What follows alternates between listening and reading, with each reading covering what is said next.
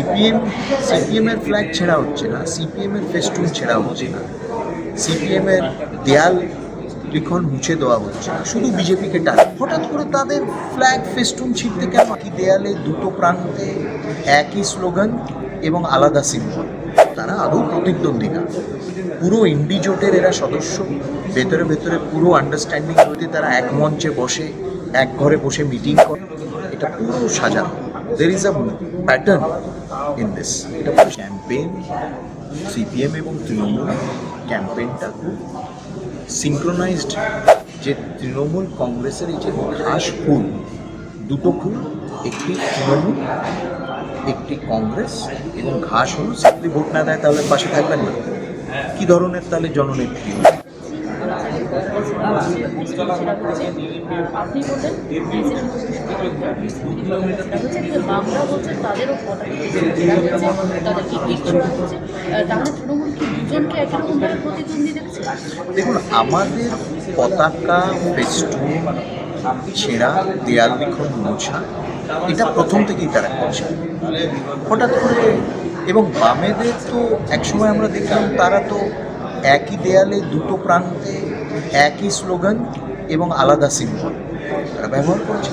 হঠাৎ করে তাদের ফ্ল্যাগ ফেস্টুন ছিঁড়তে কেন আরম্ভ করলো? তা এটা পুরোপুরি সাজানো, এটা সম্পূর্ণভাবে সাজানো।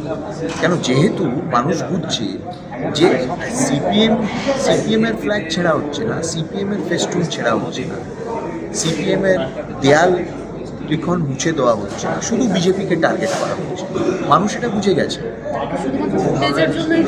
ফুটেজ এবং ব্যালেন্স রাখা, দেখানো যে হ্যাঁ আমরা প্রতিদ্বন্দ্বী, কিন্তু তারা আদৌ প্রতিদ্বন্দ্বী না, পুরো ইন্ডি জোটের এরা সদস্য, ভেতরে ভেতরে পুরো আন্ডারস্ট্যান্ডিং রয়েছে। দিল্লিতে তারা এক মঞ্চে বসে এক ঘরে বসে মিটিং করে, এইখানে লোক দেখানোর জন্য তারা প্রতিদ্বন্দ্বিতা খেলা করে। আদৌ তারা প্রতিদ্বন্দ্বী না। এবং এই পুরো যে ঘটনা, হঠাৎ করে তাদের ফ্ল্যাগ ফেস্টুন ছেঁড়া এবং তাদের ওই সভায় বাধা দেওয়া, প্রচারে বাধা দেওয়া, এগুলো সব হচ্ছে সাজানো ঘটনা। এটা পুরো সাজানো, there is a pattern in this, এটা পরিষ্কার। দাদা, এটা কিন্তু এফআইআরও করা হয়েছে থানাতে গিয়ে, তখনও কিন্তু তার বিরুদ্ধে তাকে ঘিরে বিক্ষোভ দেখানো হয়। সৃজন ভট্টাচার্য থানাতে গিয়ে এফআইআর করে, সেখানে গিয়ে তাকে ঘিরে কিন্তু আরও অশান্তি বা ঝামেলা হয়। দেখুন, এই ক্যাম্পেইন সিপিএম এবং তৃণমূল ক্যাম্পেইনটা খুব সিঙ্ক্রোনাইজড ওয়েতে তারা করছে। এবং এই যা ঘটনা ঘটল, এটাও সেই সিঙ্ক্রোনাইজেশনেরই পার্ট। খুব সুন্দরভাবে সাজিয়ে একটা সুন্দর প্যাটার্ন রেখে তারা এমনভাবে করছে, মানুষকে তারা ভাবছে, বার্তা দেবে যে না, তারা প্রতিদ্বন্দ্বী, তারা একেবারে প্রতিদ্বন্দ্বী। আমরা বারে বারে বলেছি যে তৃণমূল কংগ্রেসের এই যে ঘাস ফুল, দুটো ফুল, একটি তৃণমূল একটি কংগ্রেস, এবং ঘাস হলো সিপিএম। এটাই হলো তাদের অ্যাকচুয়াল রাজনীতি। প্রকাশ্য জনসভা থেকে আজ সায়নী ঘোষ বলেছেন যে মানুষ যদি ভোট দেয় তাহলে তার পাশে থাকবে, মানুষের পাশে থাকবে। মানে মানুষ যদি ভোট না দেয় তাহলে পাশে থাকবেন না? কি ধরনের তাহলে জননেত্রী, বা কি ধরনের তাহলে তিনি প্রতিনিধি, বা কি ধরনের রাজনীতিবিদ? যদি ভোট না দেয়, কেন তারা এই ধরনের প্রচারও করছে? ভোট না দেয়, যদি না দাও যদি ভোট, আমরা ঘুরেও তাকাবো না। আমরা দেখেছি তৃণমূল কংগ্রেসের বিভিন্ন প্রার্থী এই ধরনের কথাবার্তা বলেছে মানুষের কাছে, এবং সেই জন্যই সেই মানসিকতার প্রতিফলন, মানসিকতাটা বেরিয়ে এলো। তারা এক অভিনেত্রী ছিল যাদবপুরে 5 বছরের জন্য সাংসদ, আবার এক অভিনেত্রীকে ময়দানে নামালেন, কিভাবে দেখছেন? তারা মানুষের পাশে থাকে না, মানুষের পাশে থাকে না, এবং তারা পার্ট টাইম রাজনীতিবিদ। মানুষের পাশে, মানুষের সাথে সংকটের সময় তাদের পাওয়া যায় না, কিন্তু তাদের প্রায়োরিটিস অন্য থাকে। আচ্ছা দাদা, আপনাকে বলছে বহিরাগত, আপনি কতটা যাদবপুরবাসীর পাশে থাকতে পারেন?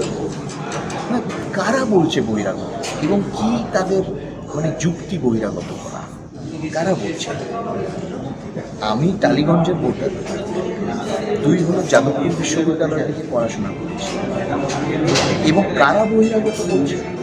যারা ইউসুফ পাঠানকে আমদানি করলো গুজরাট থেকে, কীর্তি আজাদকে বিহার থেকে, শত্রুঘ্ন সিনহাকে বিহার থেকে, লুইজিয়ানা ফারেলোকে রাজ্যসভায় পাঠালো গোয়া থেকে, সাকেত গোখলেকে মহারাষ্ট্র থেকে রাজ্যসভায় পাঠালো পশ্চিমবঙ্গের কোটায়, এরা বহিরাগত বলছে। সুস্মিতা দেব, যিনি শিলচরে থেকে তিনি করেছেন রাজনীতি, আগে থাকতেন দিল্লিতে, তাকে রাজ্যসভায় পাঠালো। এরা বহিরাগত বলছে কি আমাদের?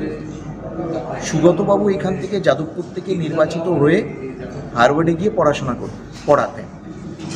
মানুষের পাশে তাকে দেখা যায় 5 বছর যে তিনি এমপি ছিলেন। কাদের বহিরাগত বলছেন? আচ্ছা, মুখ্যমন্ত্রী প্রকাশ্য জনসভা থেকে সাধু সন্ততিদেরকে ছাড়ছেন না, তাদেরকে বিজেপি রঙে মানে রাজনৈতিক রং দিচ্ছেন, কীভাবে দেখছেন? তিনি তার ভোট ব্যাংকের রাজনীতি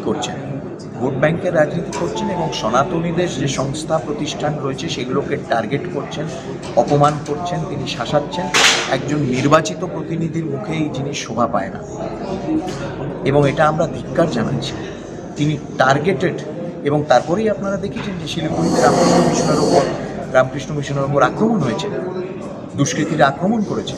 এটা ডাইরেক্ট প্ররোচনা দিয়েছেন তিনি, এবং তিনি বারে বারে এই জিনিস করছেন। তিনি রাম ভক্তদের দাঙ্গাবাজ বলছেন। রামনবমীর দিন তিনি বলছেন রামনবমীর দিন হচ্ছে ওদের দাঙ্গা বাঁধানোর দিন। এই কথা বারে বারে বলছেন। তার মানসিকতা, তার সনাতনী বিরুদ্ধ মানসিকতা যেটা, সেটাই প্রকাশ পাচ্ছে।